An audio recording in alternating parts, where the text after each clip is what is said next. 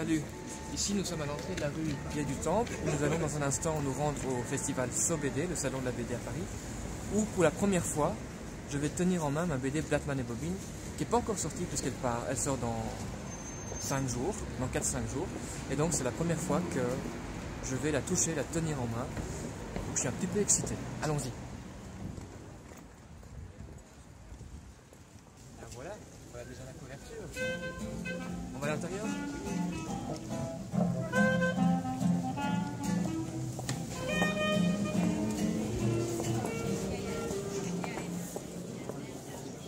La voilà cette fameuse BD. Ouais. Elles sont frais, impression. Elles sont un succès. Ah ouais, c'est vraiment Blattman et Bobbin là. Voilà. Ils sont arrivés. Quelle émotion, hein. Première fois que je la tiens en main. C'est bien, elle est bien imprimée en plus. Et il y a même le mug Blattman et Bobbin là. Il sera bientôt disponible, hein, donc n'hésitez pas. Donc ils ont fait ce bel album pour notre maison d'édition qui s'appelle Tarpamilo. Et donc il s'agit de deux héros qui sont un peu dans un style parodique et un très bel ouvrage, très bien fait, comme on peut le remarquer. Vous voyez, je l'ouvre, magnifique page de cadre, à l'avant, à l'arrière, ça va de soi. Ensuite, nous avons l'intérieur dans un papier absolument sublime.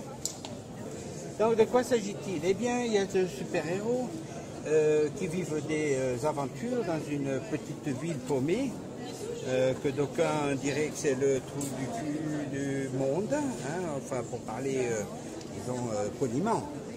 Et ils sont attaqués par des zombies. Et alors cette ville est habitée par, disons, une peuplade de gens un peu frustres.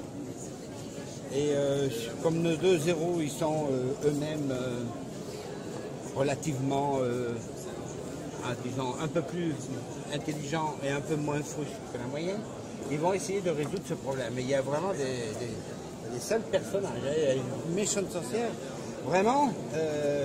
Alors ça va plaire, je pense, à tout le monde, notamment les préados, les ados. Regardez ces images, comme elles sont somptueuses.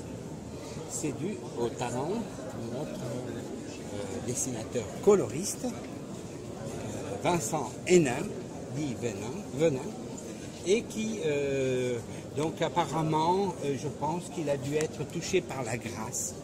Que vous dire de plus? Ben, il faut le lire, il faut le découvrir. Et même si j'étais vous, je n'attendrai pas.